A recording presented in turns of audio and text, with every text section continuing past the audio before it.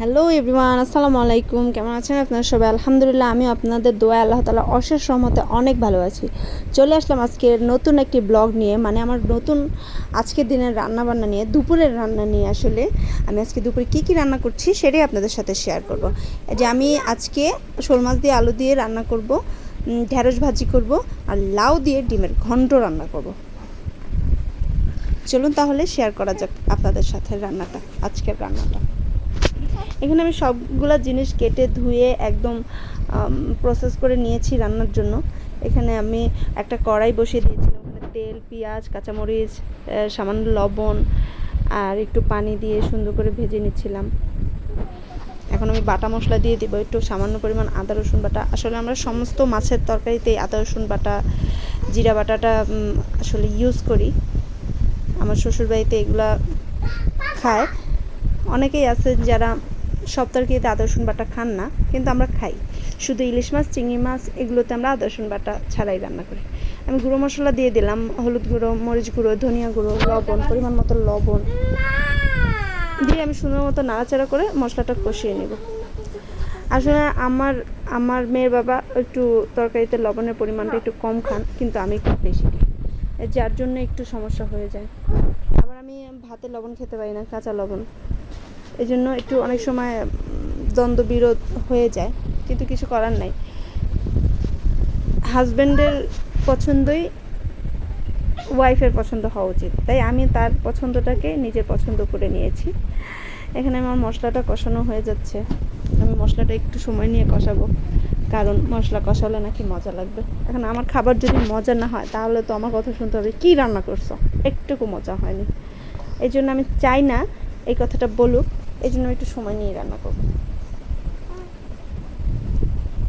এদিকে একটু আতঙ্কেও থাকি, কারণ আমার ছোটো মেয়েটা ঘুমিয়েছিল। ও ঘুমে থাকতে থাকতে যদি আমার রান্নাটা কমপ্লিট না হয় তাহলে দেখা যাবে যে আমার অনেক কষ্ট হয়ে যাবে, ওকে নিতে হবে। এমনিতে আবার ঝড়ের কারণে আমাদের বাসার পাশে পানি উঠে গেছে। এখন আমি কষানো মশলাতে আলুগুলো দিয়ে দিব, আলুগুলো দিয়ে আবার কষিয়ে নেব একটু। আলুটা দিয়ে কষাতে ছিলাম আমি, যেটা বলতেছিলাম, পানি উঠে গেছে, অনেকটা পানি, যার জন্য আমার বড় মেয়ে মাদ্রাসায় যেতে পারেনি। আমি কয়েকদিন হচ্ছে বাসা থেকে বের হতে পারি না। খুবই একটা খারাপ অবস্থার মধ্যে দিন যাচ্ছে আমাদের।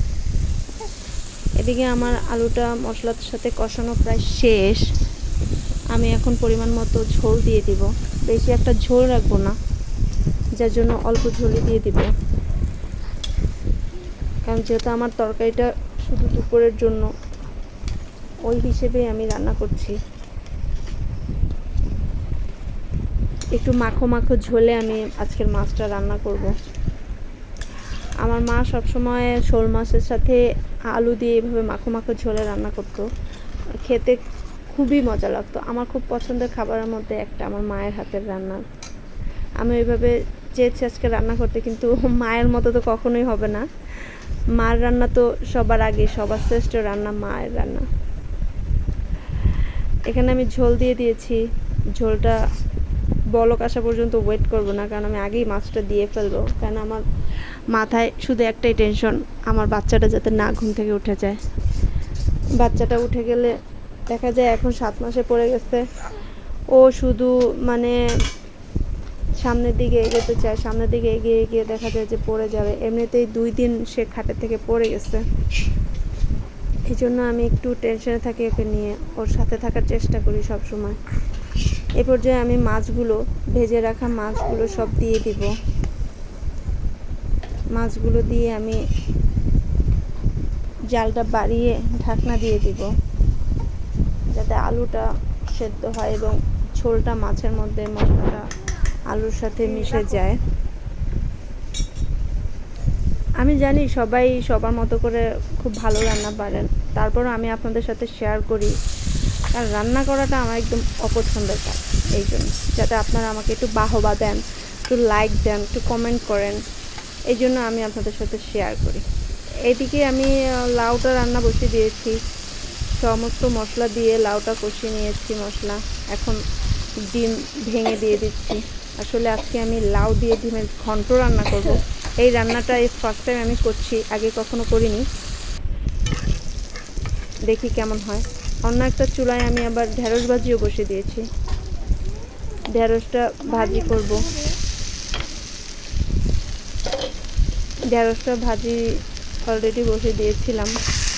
ঢেঁড়সটা ভাজি করতে করতে অর্ধেকটা সময় পর্যন্ত আমার মনে হলো যে আমি ঢেঁড়সটাতে লবণ দিইনি, তো এখন আমি লবণটাও দিয়ে নিয়েছিলাম।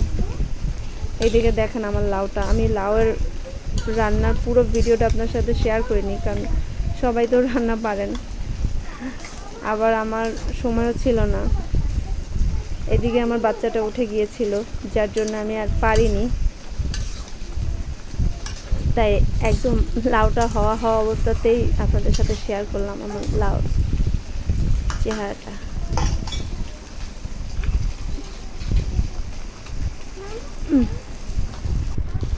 দেখতে খুবই সুন্দর হয়েছে,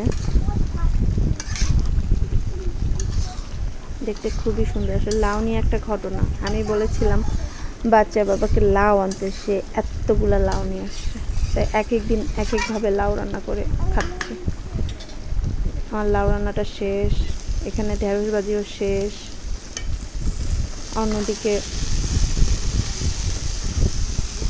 অন্যদিকে আমার শোল মাছের তরকারিটাও শেষ। আর অফ ক্যামেরাতে আমি ডাল রান্না করে ফেলেছিলাম। ডাল তো আসলে দেখানোর কিছু নেই, ডাল তো প্রত্যেক দিন প্রয়োজন হয়, বাচ্চারা যেহেতু আছে আমার ঘরে, এই জন্য ডালটা দেখানোর কিছু নেই। এই তো আজকে আমার দুপুরের মেনু, শোল মাছ দিয়ে আলু দিয়ে ঝোল, মাখো ঝোল, ঢেঁড়স ভাজি, লাউ দিয়ে ডিমের ঘন্ট এবং মসুর ডাল। আল্লাহ হাফেজ।